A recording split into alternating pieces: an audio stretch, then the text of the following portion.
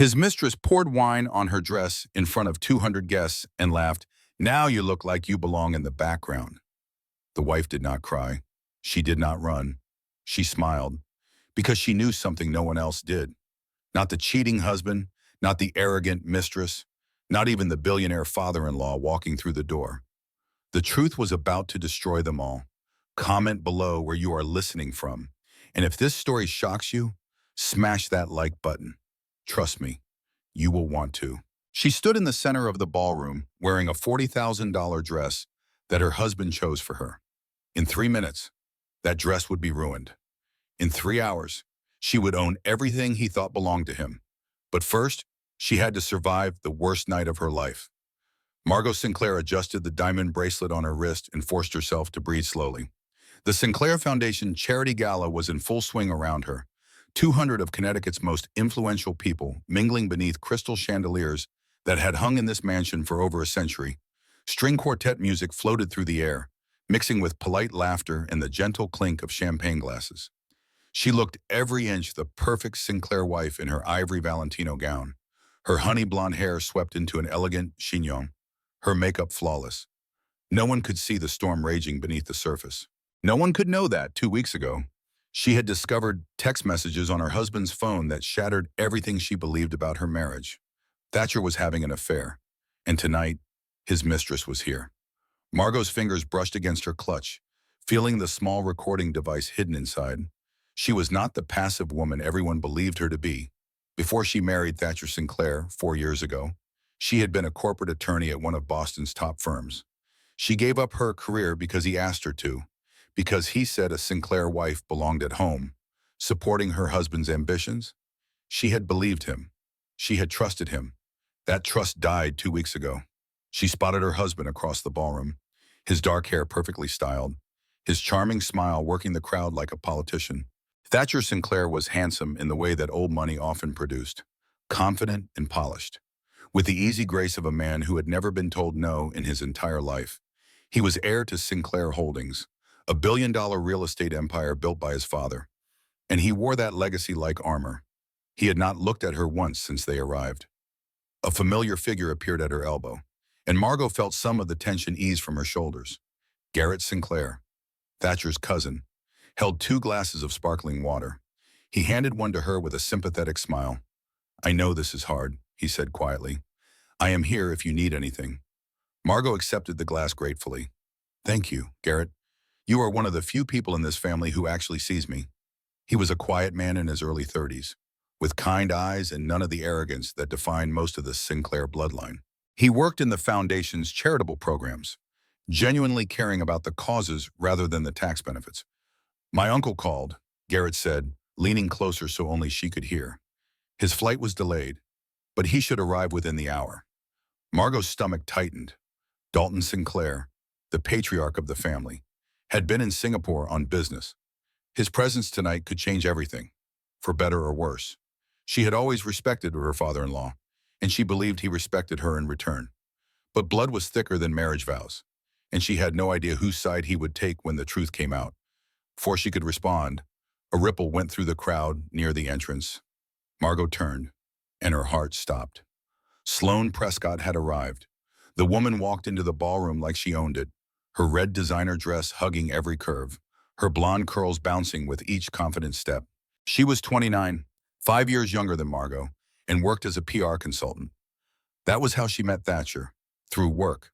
At least, that was the official story. Margot watched as Sloane made her way through the crowd, stopping to greet people she had no business knowing, acting familiar with family members who should have been strangers to her. The audacity was breathtaking. The cruelty was intentional. "She is here as a guest," Garrett said, his voice tight with disapproval. "Thatcher put her on the list." "Of course he did." Margot replied calmly. She had known Sloane would be here.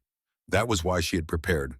Her attorney, Beatrice Cole, was supposed to arrive within the hour as well, armed with documents that could change everything. Margot had spent the last 2 weeks gathering evidence, consulting lawyers, and building a case. She was not going to be blindsided. She was not going to be a victim.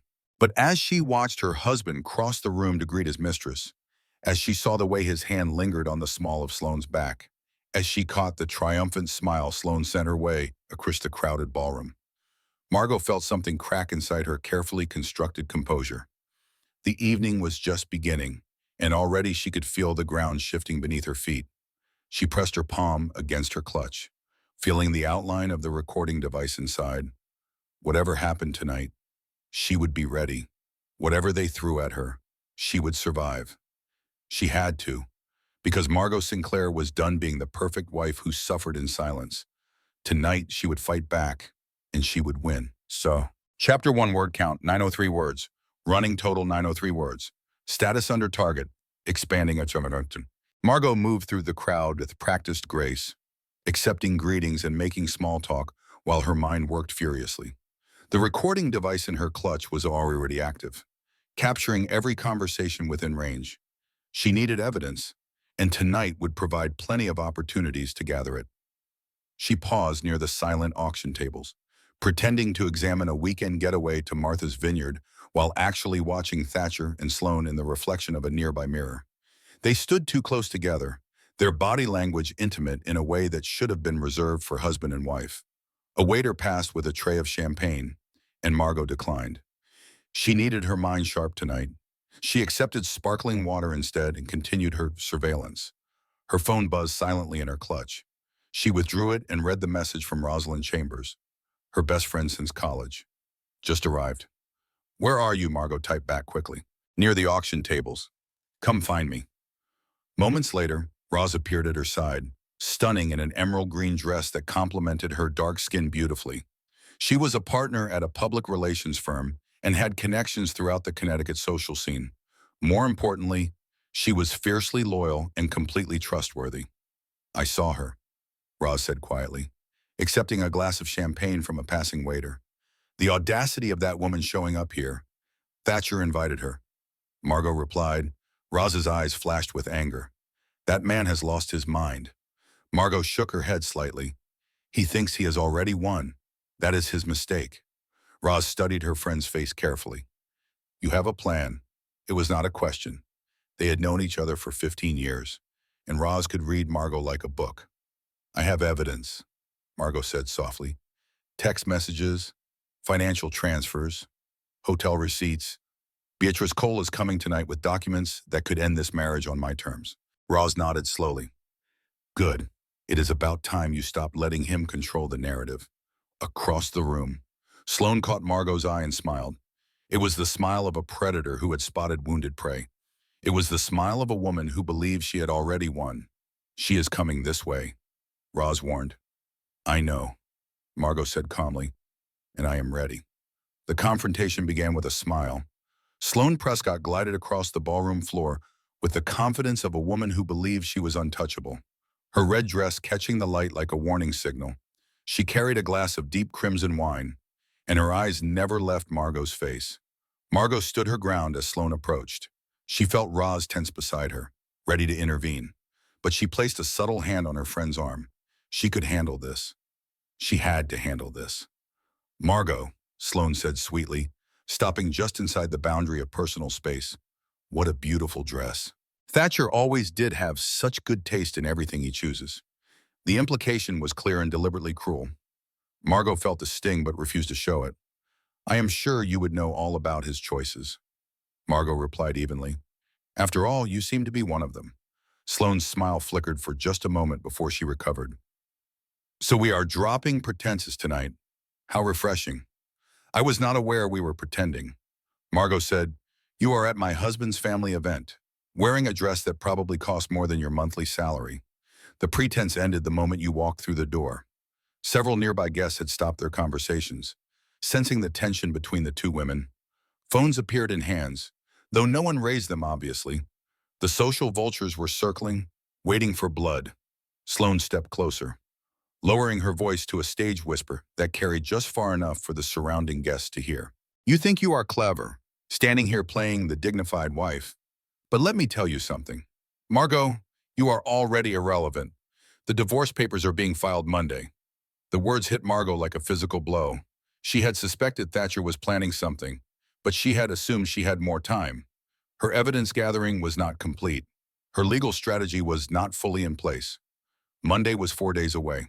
She felt the ground shift beneath her feet, but she refused to let it show. I see my husband has been sharing his plans with you. Sloane laughed softly. Your husband shares everything with me. Before Margot could respond, Sloane turned slightly, catching the attention of a waiter carrying a tray of wine glasses. Her movement was deliberate, calculated, designed to look accidental to anyone watching from a distance. What happened next unfolded in slow motion. Sloane's elbow connected with the waiter's arm. The tray tilted. A full glass of deep red wine cascaded through the air and splashed directly onto the front of Margot's ivory gown. The liquid was cold and shocking against her skin. It spread across the delicate fabric like a wound, staining the expensive material beyond repair. Gasps erupted from the surrounding guests. Phones rose higher now, recording openly. Margot stood frozen, her breath caught in her throat, as wine dripped from her dress onto the polished marble floor. The string quartet faltered, missing notes as musicians craned their necks to see what had happened. Conversations died throughout the ballroom as word spread with the speed of wildfire. Sloane's face arranged itself into an expression of mock horror. Oh my goodness, I am so sorry. That was completely accidental. She paused, her eyes glittering with triumph. Although, perhaps now you look like you belong in the background where you have always been. The cruelty of the words was staggering. The publicity of the humiliation was devastating. Margot could feel dozens of eyes on her, judging her, pitying her, waiting to see how she would react. She wanted to crumble. She wanted to flee.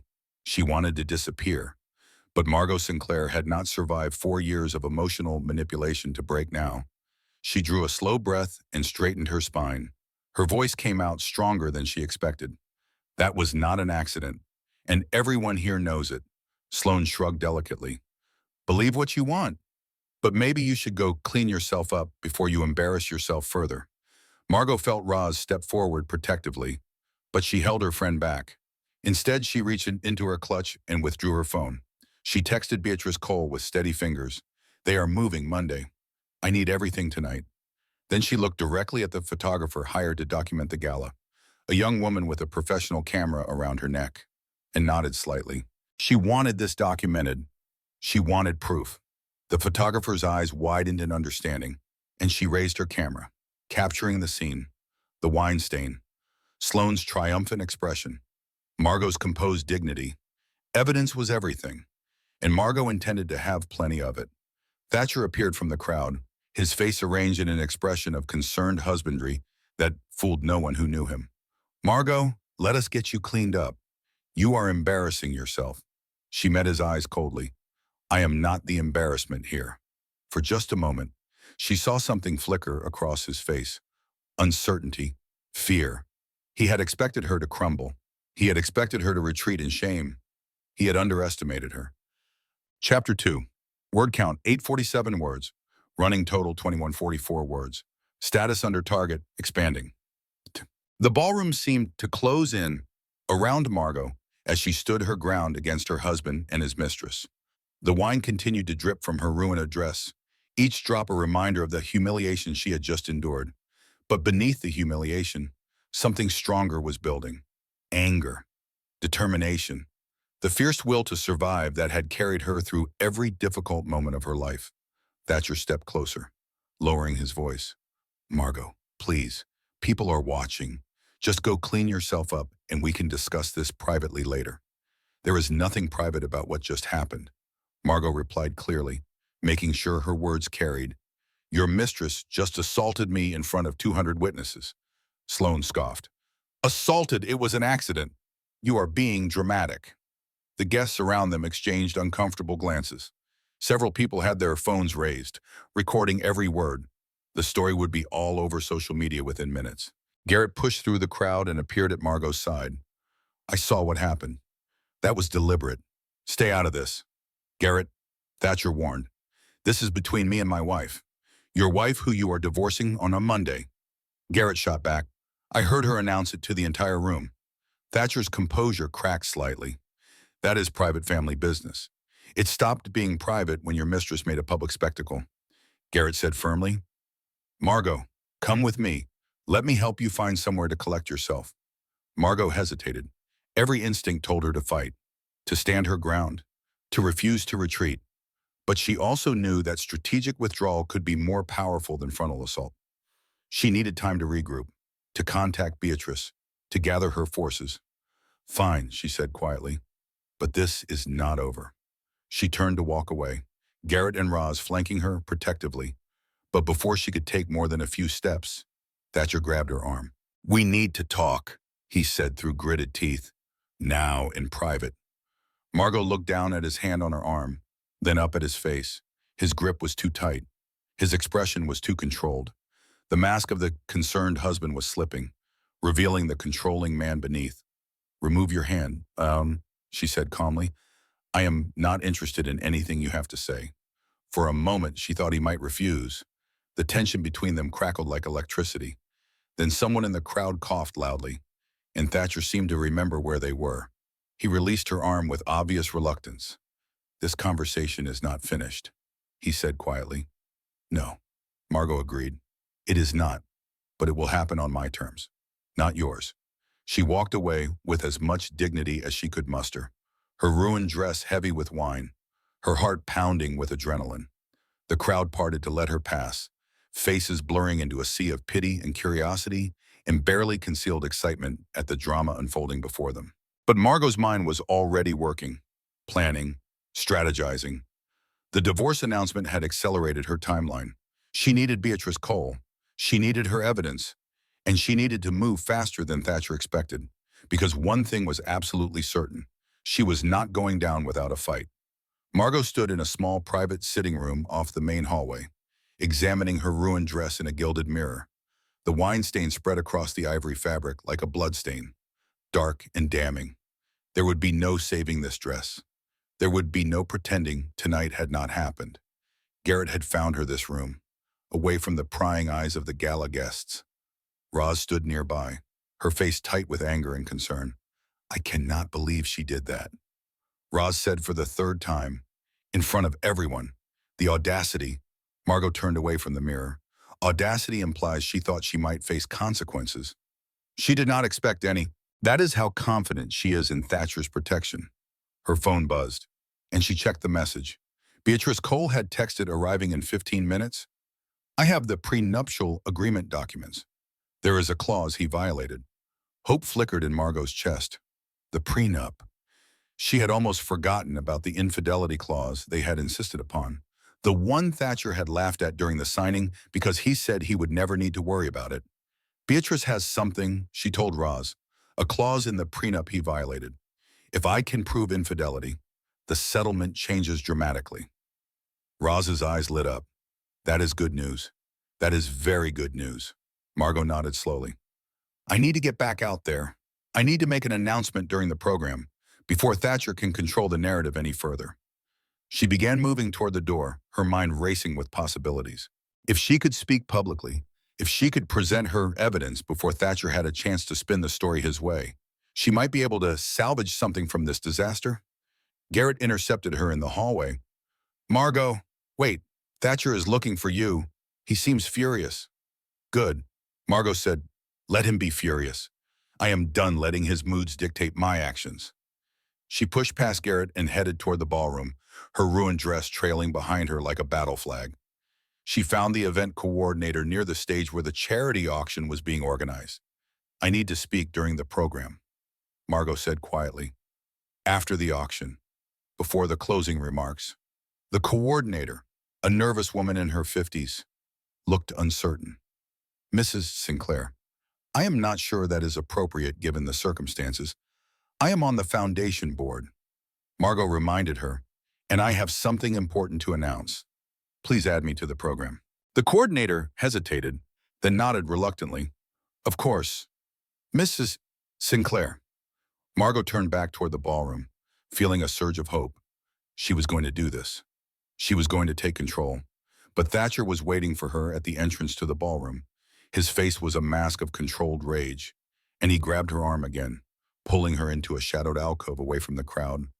"What do you think you are doing?" he hissed. "I am participating in my family's charity event," Margot replied coldly. "Let go of my arm. You are not going to speak tonight. You are not going to make some dramatic announcement. You are going to go upstairs, change your dress, and behave like a Sinclair wife. Margot pulled her arm free. I am going to behave like a woman who has been publicly humiliated by her husband's mistress, and I am going to make sure everyone knows the truth. Thatcher's eyes darkened. You do not want to do this. Margot, you do not want to make me your enemy. You already made me your enemy, she said. The moment you decided to throw away 4 years of marriage for a woman in a red dress. Before Thatcher could respond, Sloane appeared beside him. Security is looking for someone, she said, her voice dripping with false sweetness. Apparently, there is a woman claiming to be Margot's attorney who is trying to enter the event. She is not on the guest list. Margot's heart sank. Beatrice, they were trying to block Beatrice. That is my attorney, Margot said quickly. She is here at my invitation. Thatcher smiled coldly. This is a Sinclair family event. Only approved guests are permitted. I am afraid your attorney will have to wait outside. Margot felt the walls closing in around her. They had anticipated her move. They had prepared countermeasures. But before she could argue, Sloane produced a folded document from her clutch. And speaking of attorneys, she said, her smile widening, I have something for you, Margot. An emergency psychiatric evaluation request, signed by your husband. You have been showing signs of instability for months. Apparently, erratic behavior, paranoid delusions, emotional outbursts. It is all documented. Margot stared at the paper in horror. They were going to have her committed. They were going to claim she was mentally unstable. It was the perfect way to discredit anything she might say, to dismiss any evidence she might present. You cannot be serious, she whispered. Thatcher's smile matched Sloane's perfectly. I am very serious. If you try to make a scene tonight, security will escort you out for your own safety. And tomorrow, we will have you evaluated by professionals. The trap had sprung, and Margot was caught inside it. Chapter 3. Word count, 897 words. Running total, 3590 words. Status under target. Expanding volume. Margot's mind raced as she stared at the psychiatric evaluation document in Sloane's hand. This was not just about divorce anymore. This was about destroying her completely, erasing her credibility, making sure that anything she said would be dismissed as the ravings of an unstable woman. She looked at Thatcher, searching for any trace of the man she had married, the man who had promised to love and protect her. She found nothing but cold calculation. You planned this, she said slowly. This was not just about the affair. You have been building a case against me for months. Thatcher shrugged elegantly. I prefer to think of it as protecting my interest. You understand, I am sure. You were an attorney once, Otoridorin. The cruelty of his words cut deep. He was using her own legal training against her, reminding her that she should have seen this coming. And perhaps she should have. Perhaps she had been so focused on the betrayal of the affair that she had missed the larger conspiracy unfolding around her. The security guards are waiting, Sloane said sweetly. If you try to approach the stage, they will remove you quietly. If you resist, it will only confirm everything Thatcher has documented about your mental state. Margot looked between them, her options narrowing with every passing second. She could fight, she could scream the truth to everyone who would listen, but they would drag her out, and the story would become about her breakdown, not their betrayal. She needed time. She needed to think. Fine, she said quietly. You win. For tonight. Sloane's smile widened triumphantly. I knew you would see reason. Now, why do you not go upstairs and lie down? You look tired. Margot turned away without responding. She walked toward the grand staircase, her ruined dress dragging behind her, her head held high despite everything. She would not give them the satisfaction of seeing her broken. But as she climbed the stairs, a small smile touched her lips. They thought they had won. They thought their earth trap was complete. They did not know about the backup. 2 weeks ago, when Margot first discovered Thatcher's affair, she had not only saved the text messages to her phone, she had also copied them to a flash drive and placed it in a safety deposit box at a bank downtown, a bank that Thatcher knew nothing about, a backup that no IT team could erase. Roz knew where the key was hidden. Roz knew what to do if everything went wrong. And tonight, everything had gone very wrong indeed. Margot reached the second floor and found a security guard waiting outside the guest suite. He looked uncomfortable as she approached. Mr. Sinclair asked me to make sure you rest undisturbed. he said apologetically. For your own protection. Of course, Margot said calmly. I understand. She entered the suite and heard the lock click behind her. They had locked her in, like a prisoner in her own home. But Margot was not defeated. She was calculating. She pulled out her phone and texted Roz, go to the safety deposit box. There is a flash drive inside. Bring it back here. Then she sat down on the edge of the bed and waited. The night was far from over. Margot paced the guest suite like a caged animal, her mind working through every possible scenario. The suite was luxuriously appointed, with silk drapes and antique furniture. But it felt like a prison. The lock on the door reminded her of her captivity. The security guard outside reminded her of Thatcher's control. But Margot had not survived 4 years of marriage to Thatcher Sinclair without learning how to navigate impossible situations. She examined the suite carefully, looking for options. The bathroom connected to a servant's hallway. Old mansions like this one had secret passages and back corridors, remnants of an era when wealthy families preferred their staff to be invisible. If she could access that hallway, she could move through the house without being seen. She tested the bathroom door.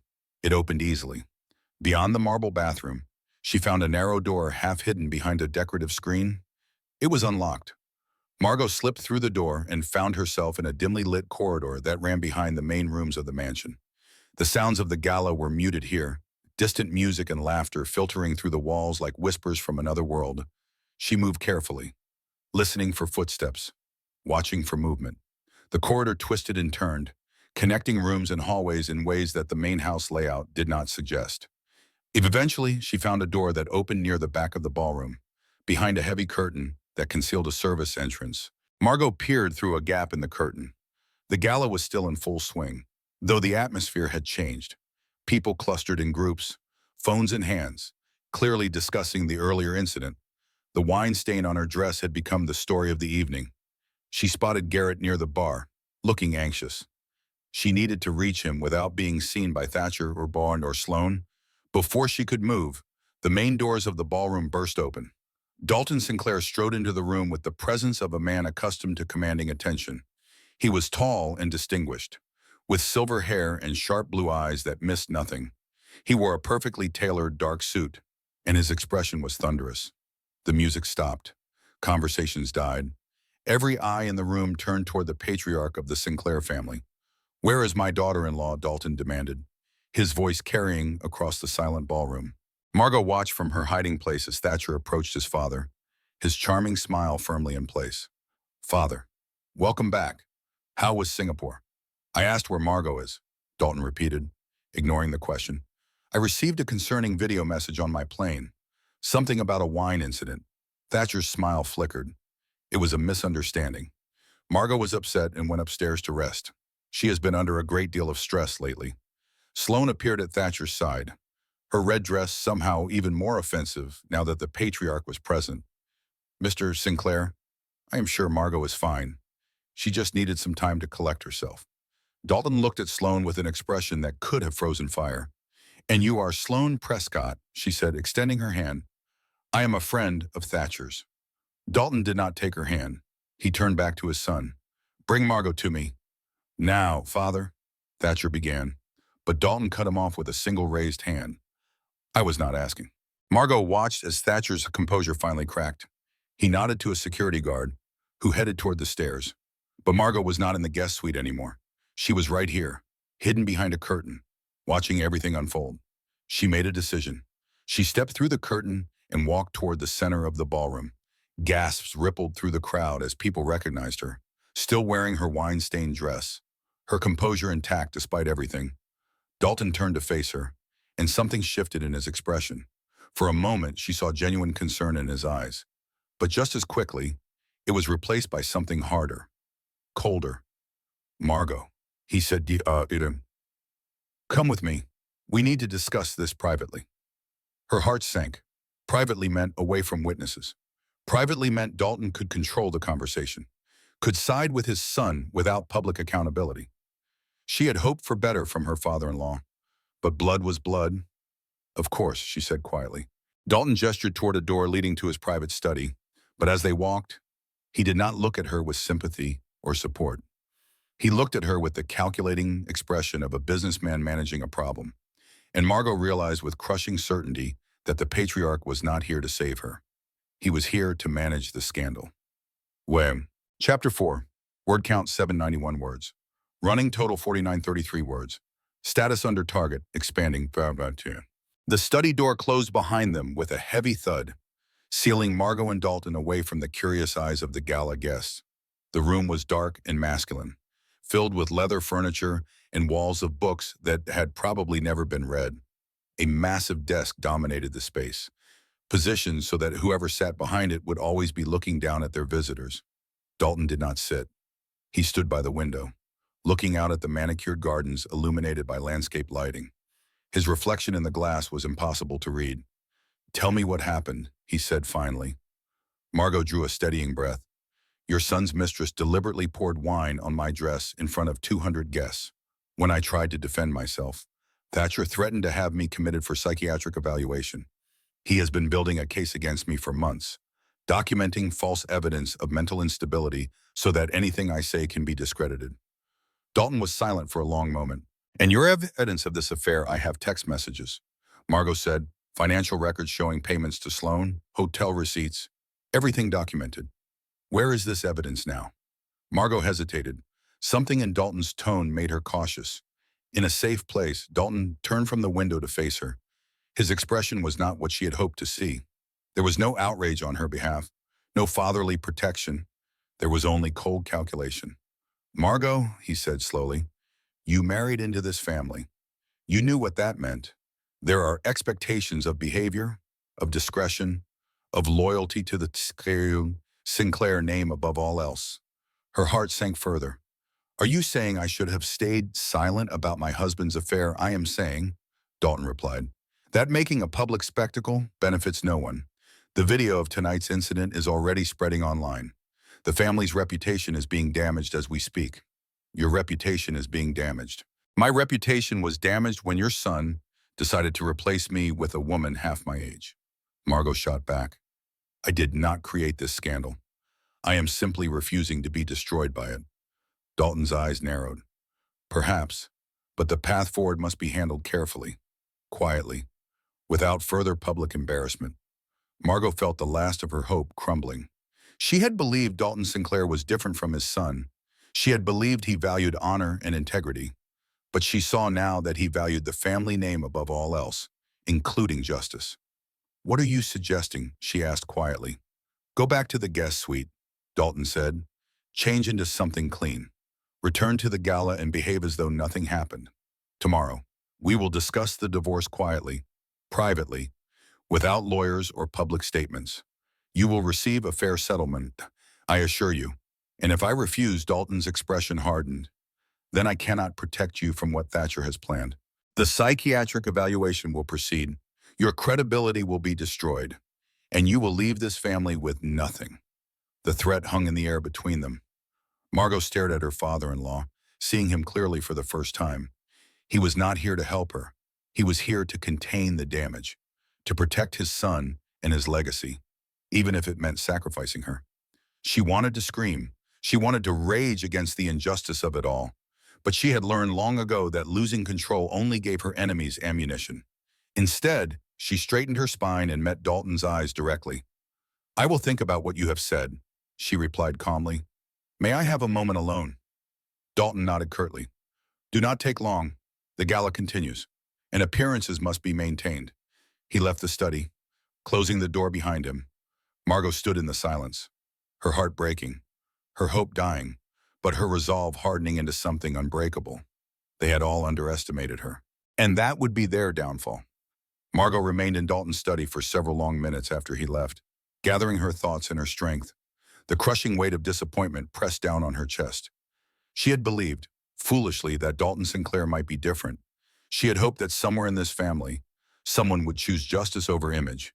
She had been wrong, but hope was a luxury she could no longer afford. What she needed now was strategy. She pulled out her phone and texted Ra's status on the flash drive. The response came almost immediately. "Got it. On my way back now, 20 minutes out." 20 minutes? She had 20 minutes to survive. Margot left the study through a side door, avoiding the main hallway where guests might see her. She navigated through the servants' corridor she had discovered earlier, making her way toward the back of the mansion. She needed to find somewhere quiet to wait, somewhere Thatcher and Sloane could not find her. She slipped into a small sitting room near the kitchen. It was clearly meant for staff breaks, with simple furniture and no windows to the main house.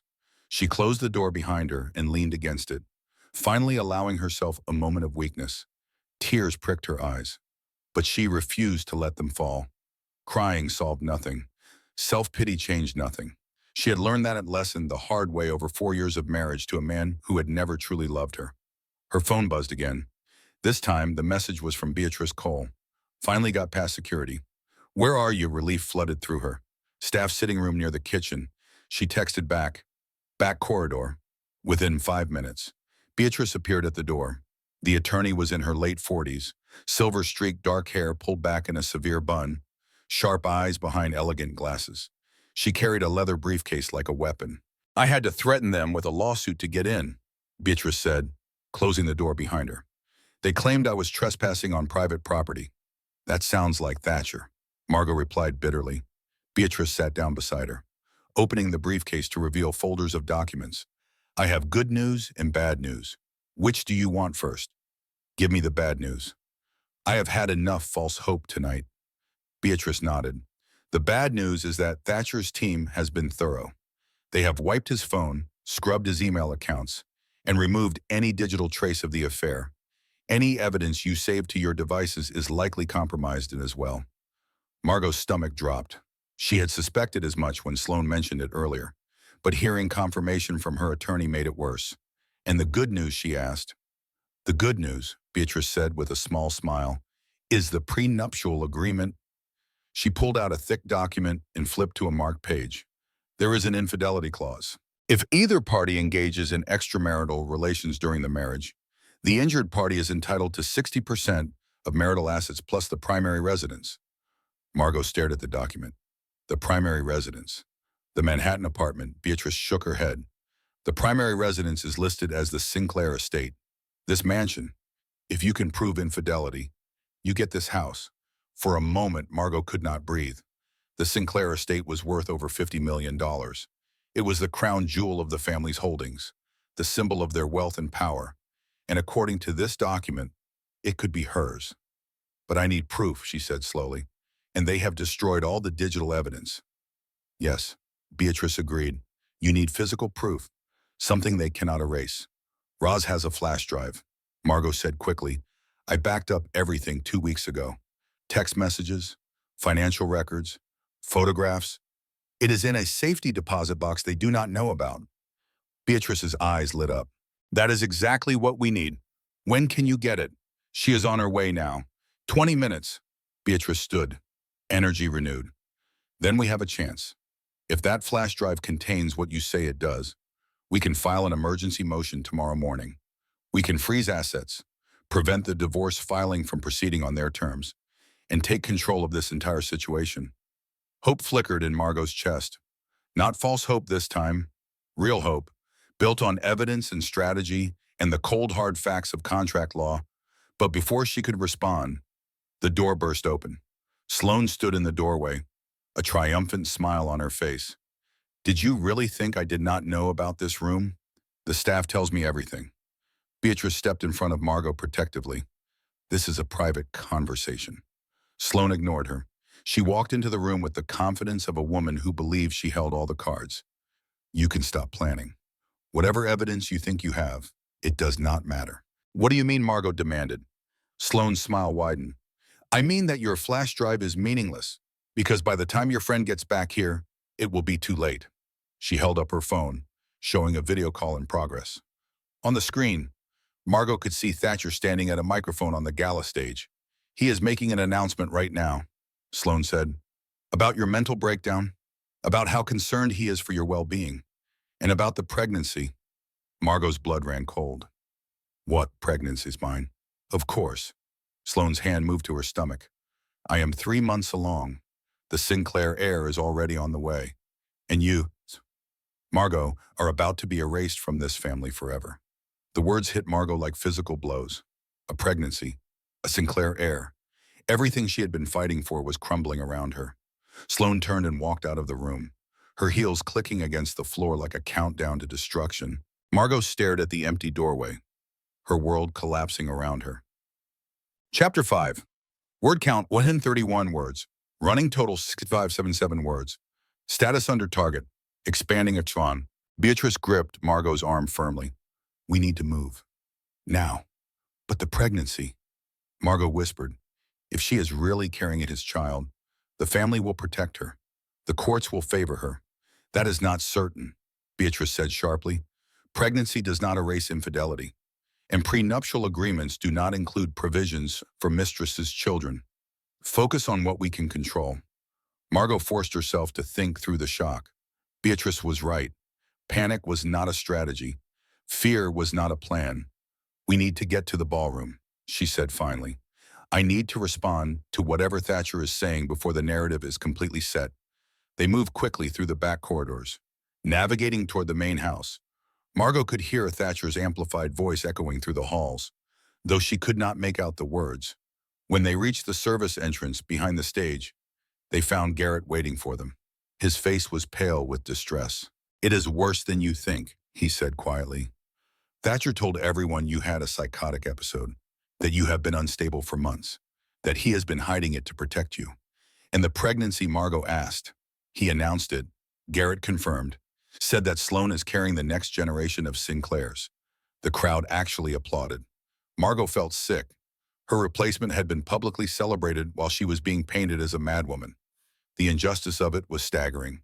But beneath the horror, something else was building. Rage. Pure, righteous rage that burned away her despair and left only determination. Where is Dalton, she asked. On stage, Garrett said. Standing beside the Thatcher like a proud father. Of course he was. The patriarch had made his choice. He was backing his son, supporting the narrative, protecting the family name at any cost. Margot drew a deep breath. Then, I need to get on that stage too. Garrett's eyes widened. Are you sure after what he just said? The crowd might turn on you. Let them try, Margot said grimly. I am done hiding. I am done being the victim. If they want to make me the villain, I will give them a villain they will never forget. She pushed through the curtain and stepped into the bright lights of the ballroom stage. The crowd gasped. Thatcher's speech faltered. Dalton's expression flickered with something that might have been surprise or might have been calculation. And Margot Sinclair stood before 200 witnesses, still wearing her wine-stained dress like battle armor, ready to fight for everything she had left to lose. The stage lights were blinding after the dimness of the back corridors. Margot blinked against them, adjusting her vision as she faced the sea of shocked faces below. 200 people stared at her. The crazy wife who had just interrupted her husband's speech, still wearing the evidence of her humiliation across her ruined dress. Thatcher recovered quickly, his charm sliding back into place like a mask. Margot, sweetheart, you should be resting. I am done resting, Margot replied, her voice steady, and I am done being silent. She walked toward the microphone, and Thatcher moved to block her path, but something in her expression made him hesitate. Perhaps it was the cold determination in her eyes. Perhaps it was the realization that she had nothing left to lose. Dalton stepped forward. Margot, this is not the time or place. With all due respect, Margot said, addressing the crowd rather than him. This is exactly the time and place. You have all just heard my husband paint me as a mentally unstable woman having a breakdown. You heard him announce his mistress's pregnancy like it was cause for celebration. Now I think you deserve to hear my side. Murmurs rippled through the crowd. Phones rose higher. This was unprecedented in the polished world of Connecticut high society. A woman refusing to go quietly, refusing to accept the narrative being constructed around her. Margot, Thatcher said through gritted teeth, you are embarrassing yourself. I am defending myself, she corrected. There is a difference. She turned to face the audience directly. My name is Margot Sinclair. 4 years ago, I gave up a successful legal career to become the wife this family wanted me to be. I supported my husband. I hosted his events. I smiled when I wanted to scream. And in return, he has spent the last 18 months having an affair with a woman he now wants to replace me with. The murmurs grew louder. Some faces showed sympathy. Others showed the hungry fascination of people watching a train wreck in slow motion. Thatcher grabbed her arm. "Stop this. Now," she pulled free. "You do not get to silence me anymore." "Security," Thatcher called sharply. "Remove her from the stage." Two guards approached her from the wings, but before they could reach her, a commotion erupted at the back of the ballroom. The main doors burst open, and Roz pushed through the crowd, holding something small and silver in her raised hand. Margot felt her heart surge with desperate hope. "I have it!" Roz shouted across the room. "The flash drive. Everything is on it." The security guards hesitated, uncertain whether to continue their approach or deal with the new disruption. In that moment of confusion, Margot seized her opportunity. "Garrett," she called. "The presentation system. Can you access it?" Garrett appeared at the edge of the stage, his face set with determination. "I can try." He rushed to the technical booth while Roz pushed through the crowd toward the stage. Thatcher looked between them wildly, finally realizing he had lost control of the situation. "This is private family business," he said desperately to the crowd. "What my wife is doing is inappropriate and potentially illegal." "What is illegal?" Beatrice Cole said, stepping onto the stage from the wings. "Is filing false documents claiming psychiatric instability. What is illegal is conspiracy to defraud a spouse of assets through manufactured evidence. What is potentially illegal is the restraining order petition that contains provably false statements." The attorney held up a sheaf of documents. "I represent Mrs. Sinclair, and I can assure this gathering that everything she is about to show you has been documented, verified, and will be submitted to the appropriate authorities." Dalton Sinclair stepped forward, his composure finally cracking. This has gone far enough. Clear the stage. But no one moved to obey him. The crowd was riveted, phones recording, history being made in real time. This was the most exciting thing that had ever happened at a Sinclair Foundation gala. Roz reached the stage and handed the flash drive to Margot. Her friend's eyes were fierce with loyalty and determination. "Show them everything." Margot took the drive and turned to Garrett, who had reached the technical booth. "Please." Oh. Garrett nodded and plugged the drive into the presentation system. The large screens on either side of the stage flickered to life, and there, displayed for 200 witnesses, were the text messages between Thatcher and Sloan. Chapter 6, word count 753 words, running total 7710 words, status under target, expanding a tone. The messages are scrolled across the screens in damning detail. Intimate exchanges between Thatcher and Sloan, plans to meet at hotels while Margot was away. Discussions of how to get rid of her without triggering the prenuptial agreement. One message in particular caught everyone's attention. Thatcher had written to "She is becoming suspicious. We need to accelerate the plan. Have Dr. Mitchell draw up the evaluation papers. If we can get her declared incompetent, the prenup becomes irrelevant." Gasps echoed through the ballroom. Even those who had been sympathetic to Thatcher moments before now stared at the screens with horror. Another message appeared. Sloan had written, "When are you going to tell her you want a divorce?" Thatcher's response, "After the gala. Once she is publicly humiliated. No one will believe anything she says. The wine thing was your idea, right, Sloan? I have been planning it for weeks. By the time I am done with her, she will be too broken to fight back." The silence in the ballroom was absolute.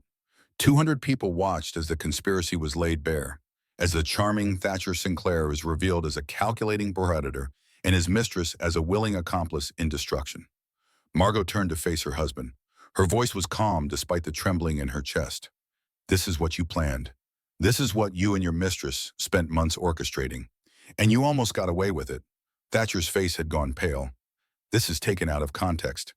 These messages prove nothing. They prove everything," Beatrice said firmly.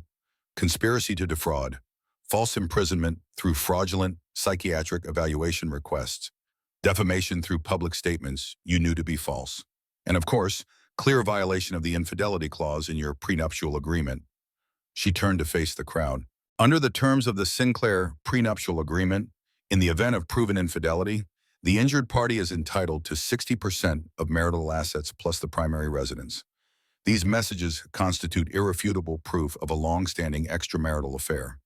The primary residence, someone in the crowd whispered loudly, "That is this mansion." Dalton Sinclair finally spoke, his voice heavy. "This is not how family matters should be handled. With respect. Mr. Sinclair." Beatrice replied. Your son chose to handle this in public when he made false statements about his wife's mental health in front of 200 witnesses. He chose public humiliation as his weapon. He does not get to complain when she uses the same forum to defend herself. Sloane pushed forward, her earlier confidence completely shattered. The baby is still a Sinclair heir. That has to count for something. Dalton looked at her with cold distaste. We have only your word that the child is my son's. Given what we have just learned about your character, that word means nothing. Sloane staggered as if she had been struck. Thatcher, tell them the baby is yours. But Thatcher was staring at the screens, at the messages that had destroyed his carefully constructed narrative, at the evidence that would cost him everything he valued. He did not respond to Sloane. He did not even look at her. She had become irrelevant. Margot stepped forward, addressing the crowd one final time. I did not want any of this. I wanted a marriage. I wanted a family. I wanted to be loved and respected by the man I chose to spend my life with. Instead, I was betrayed, gaslit, and systematically destroyed by people who believed their wealth and status made them untouchable. She paused, letting her words sink in. But I am still standing, and I will not be erased. The ballroom erupted. Some people applauded. Others shouted questions. Phones recorded everything for posterity. The Sinclair Foundation Gala had become the most talked about event in Connecticut history, but not for the reasons anyone had anticipated. And Margot Sinclair stood at the center of it all, finally free. The chaos in the ballroom intensified as the full implications of the revealed evidence sank in. Guests clustered in groups, discussing what they had witnessed. Press photographers who had been hired to capture elegant charity moments now documented the most explosive society scandal in decades. But Margot's victory was not yet complete. Thatcher recovered enough to launch a counterattack, his desperation making him dangerous. He grabbed the microphone from the podium and addressed the crowd with forced calm. Ladies and gentlemen, please.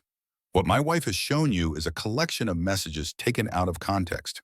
Any of us could have private conversations twisted to look damaging if someone was determined enough to do so.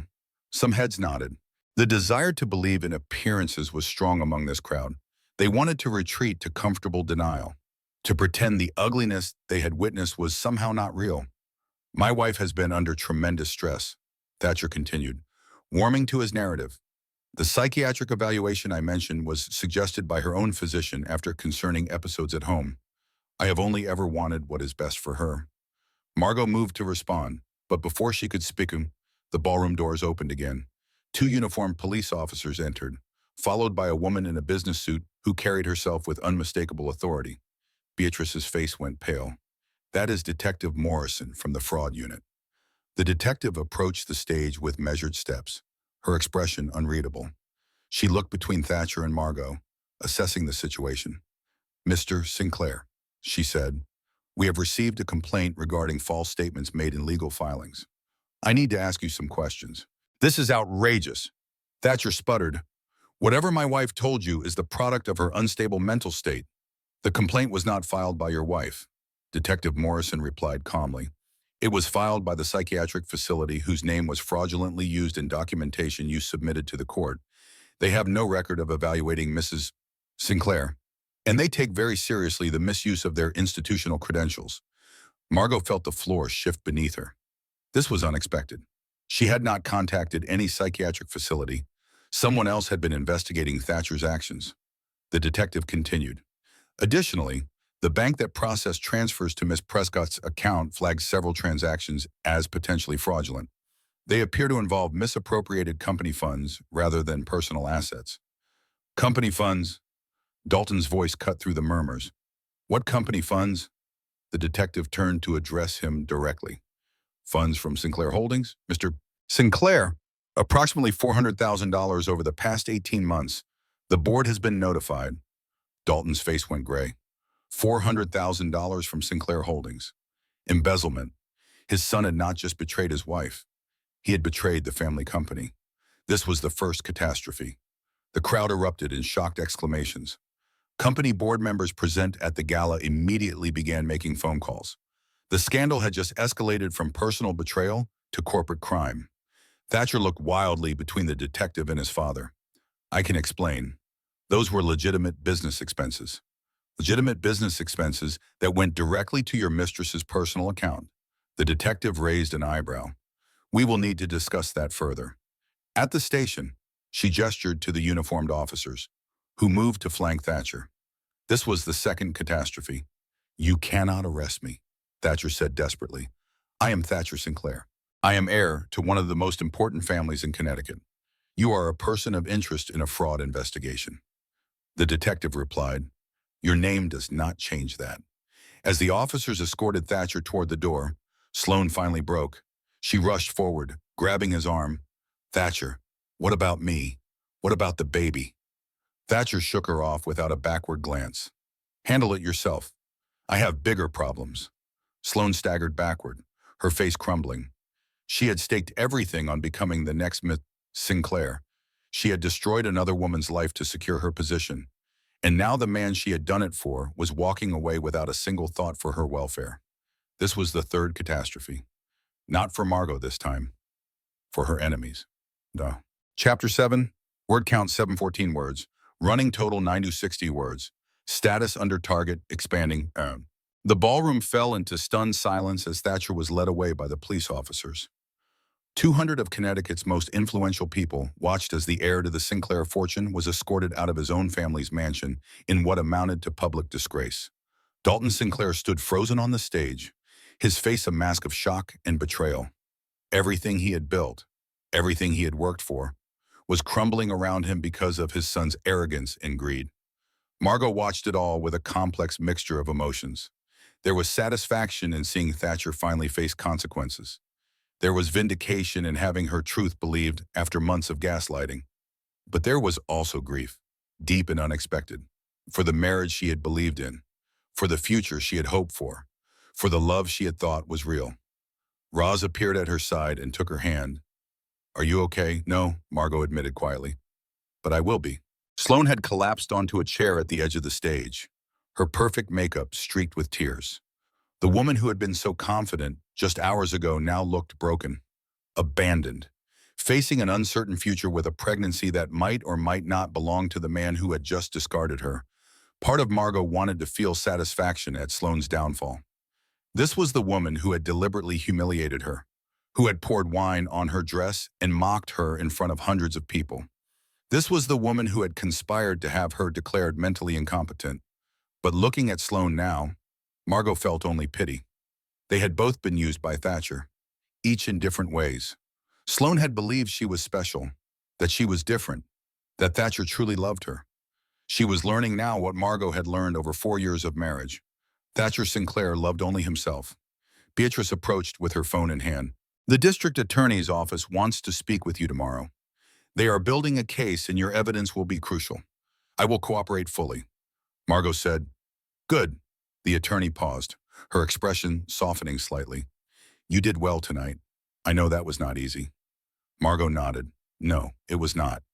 Dalton finally moved from his frozen position. He approached Margot slowly. His usual commanding presence diminished, his face showing every one of his 68 years. I owe you an apology, he said quietly. When I spoke to you in the study, I was more concerned with protecting the family name than with protecting you. That was wrong. Margot met his eyes. He nodded, accepting the rebuke. My son has committed crimes I never imagined him capable of. He has betrayed not just you, but this entire family and the company my late wife and I built together. Your late wife, Margot asked, surprised by the mention. Dalton rarely spoke of Eleanor Sinclair, who had died when Thatcher was still young. Eleanor always said I was too soft on the boy. Dalton continued. She said I was raising him to believe he was above consequences. She was right. I failed him as a father, and in doing so, I failed you as well. There was genuine pain in his voice, and Margot found some of her anger softening. Dalton had made mistakes, but he was not the true architect of her suffering.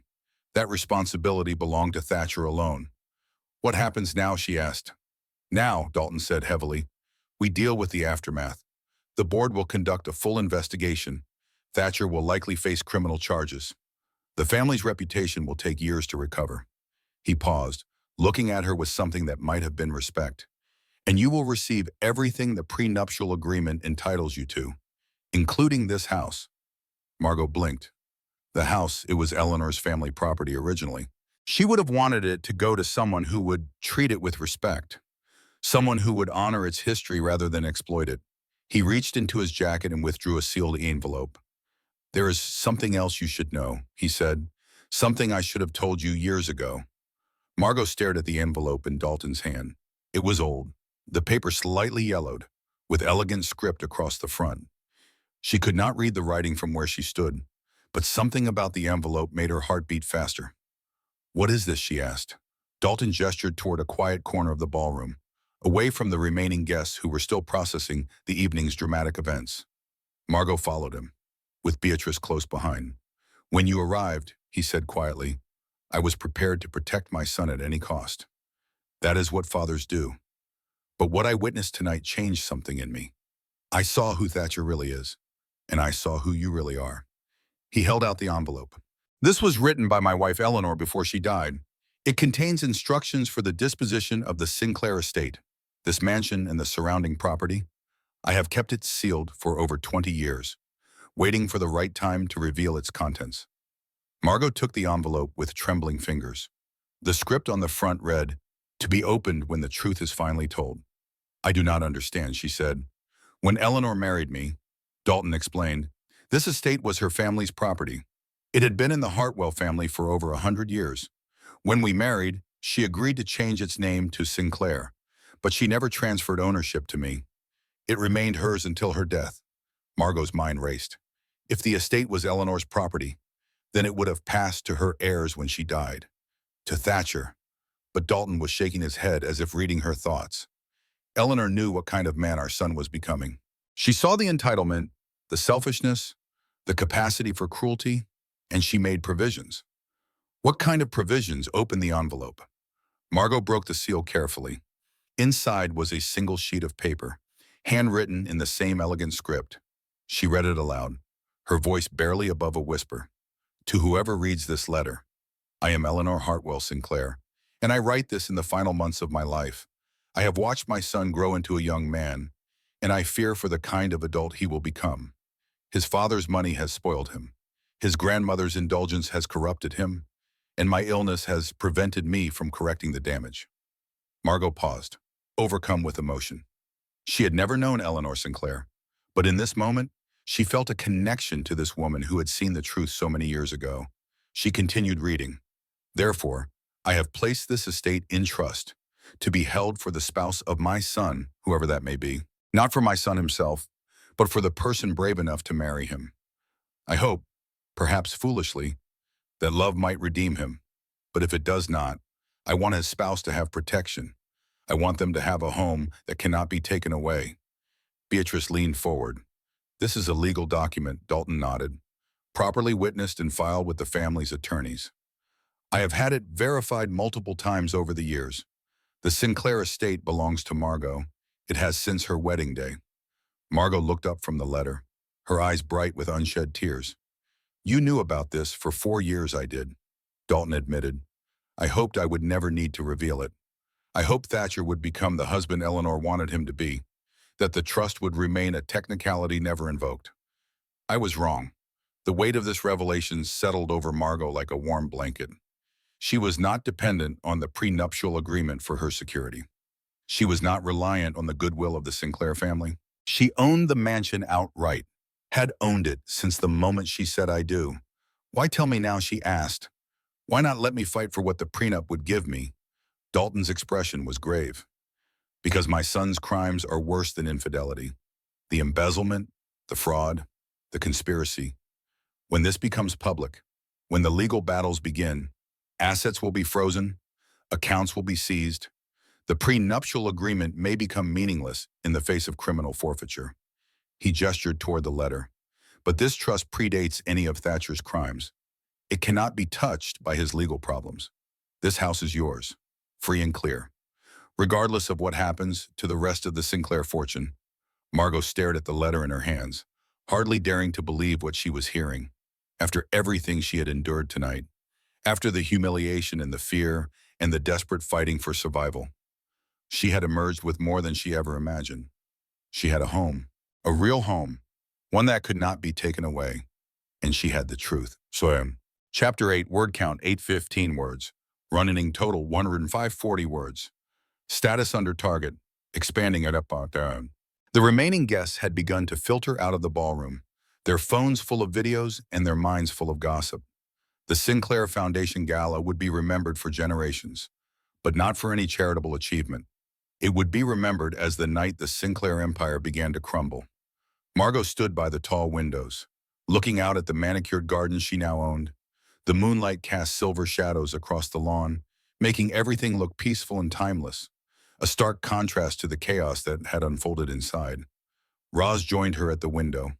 "How are you feeling?" Margot considered the question carefully. Exhausted, overwhelmed, and strangely grateful. Grateful for you, for Beatrice, for Garrett, even for Dalton. In a way, I spent 4 years believing I was alone in this family, that I had no one to turn to. Tonight proved me wrong. Roz squeezed her hand. "You were never alone. You just could not see us through the walls Thatcher built around you." It was a simple truth, but it hit Margot with unexpected force. Thatcher had isolated her systematically, cutting her off from friends, making her dependent on him for social connection, convincing her that no one else could be trusted. It was a classic pattern of abuse, and she had been too deep inside it to recognize what was happening. "What will you do now?" Roz asked. Margot turned back to face the ballroom. The cleanup crew had begun their work, removing the remnants of the gala as if they could erase the events of the evening. But some things could not be erased. "I am going to rebuild," she said firmly. "My career, my confidence, my sense of self, everything Thatcher tried to destroy. I am going to reclaim." In this house, Margot looked around at the grand ballroom with new eyes. It was a beautiful space, full of history and possibility, but it was also haunted by memories of the life she had lived here, the lies she had believed, the pain she had endured.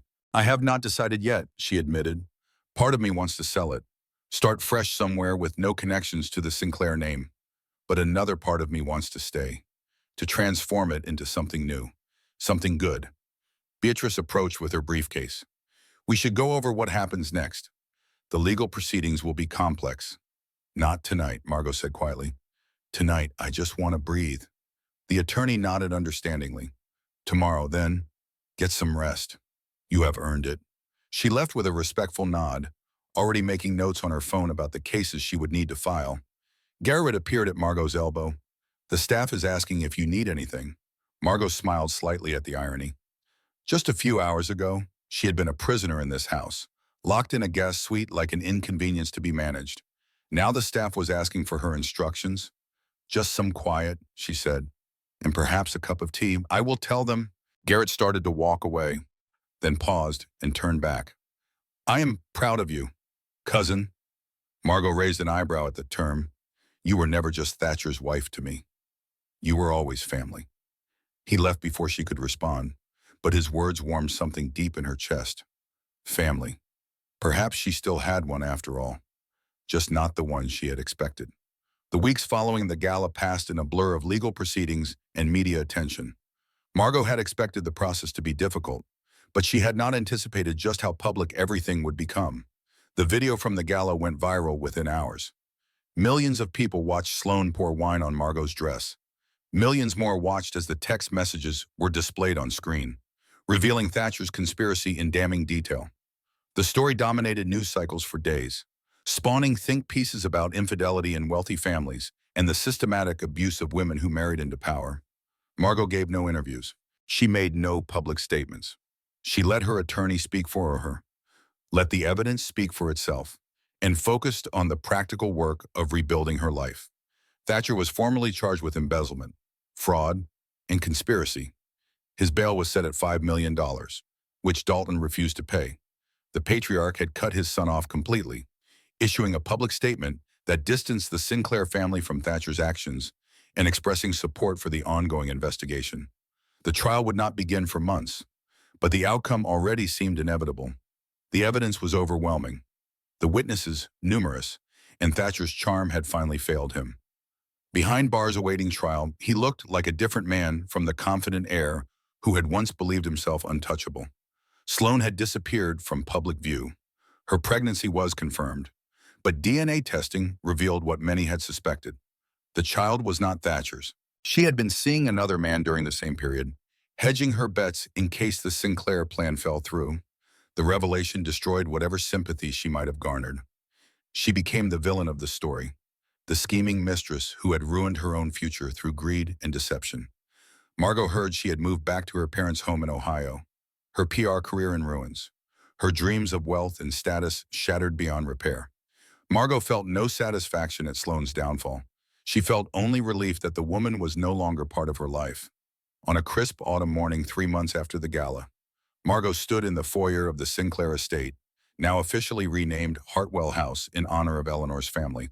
She had decided to keep the property after all, but to transform it into something meaningful. Beatrice arrived with a final stack of documents. "Everything is finalized," she announced.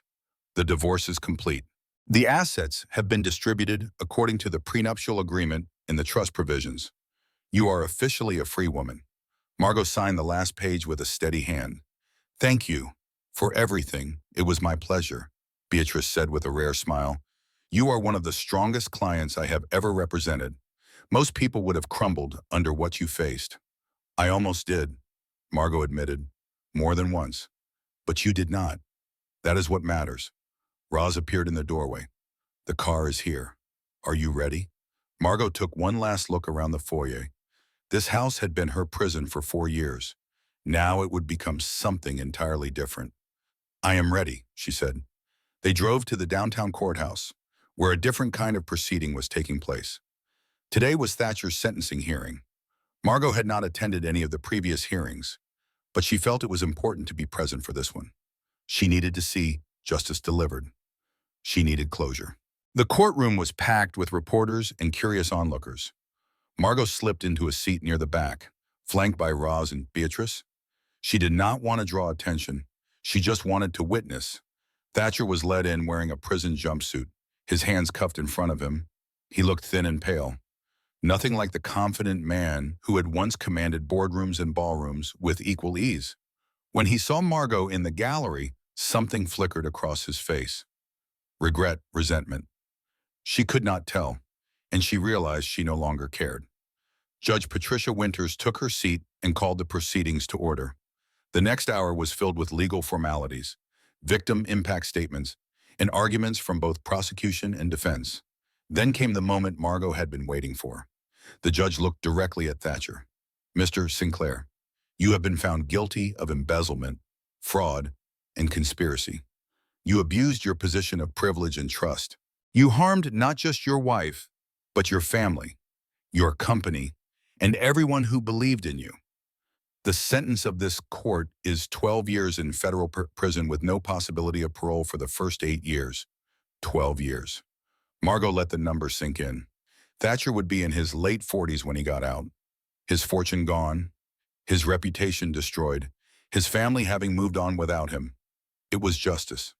Not perfect, not complete, but real. As the guards led Thatcher away, he looked back at Margot one final time. She met his eyes without flinching. Whatever he saw in her gaze made him look away first. She had won. I know. Chapter 9 word count 860 words. Running total 198 words. Status under target, expanding. Outside the courthouse, Margot paused on the steps to breathe in the crisp autumn air. The sky was a brilliant blue, the kind of day that made everything seem possible. Roz stood beside her when, "How do you feel?" Margot considered the question. "I feel like I have been holding my breath for 4 years, and I finally remember how to exhale." "Good," Roz said firmly. "You deserve to breathe." Beatrice joined them, her phone already buzzing with messages. "The press wants a statement." "What should I tell them?" Margot thought for a moment. "Tell them that I am grateful to the justice system for holding my former husband accountable. Tell them that I hope other women in similar situations will find the courage to speak their truth. And tell them that I am moving forward with my life." "Anything else?" Margot smiled slightly. "Tell them that the Hartwell Foundation will be hosting its inaugural charity gala next spring. All proceeds will go to legal aid organizations that help women escape abusive marriages." Beatrice's eyes widened approvingly. "That is a powerful statement." "It is the truth," Margot replied. "I had resources that most women do not have.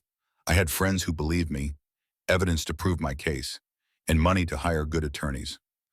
Many women are not so fortunate. I want to change that. She descended the courthouse steps, Roz and Beatrice flanking her. Reporters shouted questions from behind the barrier. Cameras flashed. Microphones were thrust in her direction. She ignored them all.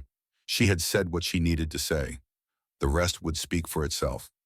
6 months later, Margot stood in the grand ballroom of Hartwell House, watching workers put the finishing touches on the venue's transformation.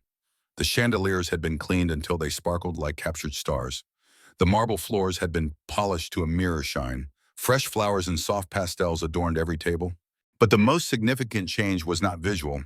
It was in the atmosphere itself. This room no longer felt like a monument to Sinclair wealth and privilege. It felt like a space where good things could happen, where people could gather to help rather than to judge, to heal rather than to harm. The inaugural Hartwell Foundation Gala was just hours away.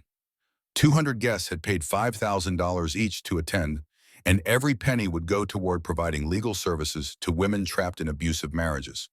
The waiting list was 3 times longer than the available spaces. People wanted to be part of this new story. Roz appeared at her elbow with a tablet. Final numbers are in. We have raised over $2 million, including advance donations and sponsorships. Margot blinked. 2 million. Turns out there are a lot of people who want to support what you are doing. Companies, foundations, individuals. Even some of the old Sinclair business partners donated. That is incredible, Margot said softly. Roz smiled.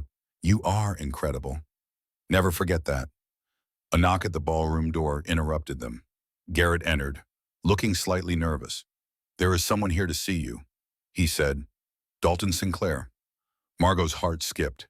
She had not spoken to her former father-in-law since the weeks following the gala, when the legal proceedings had required coordination between their attorneys. Their last conversation had been formal, businesslike, devoid of the emotional honesty that had marked their exchange on that terrible night. Send him in, she said. Dalton entered the ballroom slowly, taking in the transformed space with evident surprise. He looked older than she remembered, the events of the past months having taken their toll. Margot, he said quietly, thank you for seeing me. Of course. What brings you here? He reached into his jacket and withdrew an envelope. This one was fresh, not yellowed with age like Eleanor's letter. I wanted to give you something, he said, a contribution to your foundation. Margot took the envelope and opened it. Inside was a check for $500,000. Dalton, I cannot accept this. You can, he said firmly, and you should. Oh, this money comes from my personal accounts, not from anything tainted by Thatcher's crimes. I want it to go toward helping women like you. Women like me who married into your family. Dalton flinched slightly but did not look away. Yes, I raised my son to believe he was above consequences. I enabled his worst impulses because I did not want to see who he really was. I bear responsibility for what happened to you. Margot studied his face, searching for sincerity. She found it. Thank you, she said finally. This donation will help a lot of people. Dalton nodded. He started to turn away, then paused. Eleanor would have been proud of you, he said. You took her house and made it something meaningful. You took her legacy and gave it purpose. She would have loved that. He left before Margot could respond, his footsteps echoing through the empty ballroom. Roz raised an eyebrow. That was unexpected. Yes, Margot agreed. It was. She looked down at the check in her hands, thinking about Eleanor Sinclair, a woman she had never met but who had somehow reached across decades to protect her, thinking about the strange paths that brought people together and tore them apart. Life rarely turned out the way anyone expected. The gala was a triumph. Guests in elegant attire filled the ballroom, not to celebrate wealth and status, but to support a cause that mattered. The speeches were moving, the donations generous, the atmosphere hopeful. Margot stood near the tall windows as the evening wound down, watching the last guests make their farewells. She wore a simple navy blue dress, elegant but understated. No more designer gowns chosen by someone else. No more performing the role of a perfect wife. Roz found her there, 2 glasses of champagne in hand. You should be celebrating. I am, Margot replied, accepting a glass, just quietly. They stood together in comfortable silence, looking out at the gardens bathed in moonlight. The same gardens Margot had looked at on the worst night of her life. The same view. But everything else had changed. Any regrets, Roz asked finally. Margot considered the question carefully. I regret the years I wasted trying to make someone love me who was incapable of love. I regret not seeing the truth sooner. I regret the pain I endured trying to preserve something that was already broken. She paused, watching the moon climb higher. But I do not regret who I became because of it. I do not regret finding my voice. And I do not regret standing here tonight, knowing that my worst experience became the foundation for something good. Roz clinked her glass against Margot's. To new beginnings. To new beginnings. Margot echoed. The ballroom had emptied now, leaving only the cleanup crew and the lingering echoes of a successful evening. Tomorrow, the real work would begin. Processing donations, coordinating with legal aid organizations, building the infrastructure to help women who were still trapped in the situations she had escaped. It would not be easy. Nothing worthwhile ever was. But Margot Sinclair, now Margot Whitmore again, had learned something important and over the past year. She had learned that she was stronger than she knew, braver than she believed, capable of more than anyone, including herself, had ever imagined. She had learned that surviving was not the same as living. And she had learned that the best revenge was not destruction of enemies, but transformation of self. She finished her champagne and set the glass aside. The night was ending, but her story was just beginning. And for the first time in years, she could not wait to see what happened next.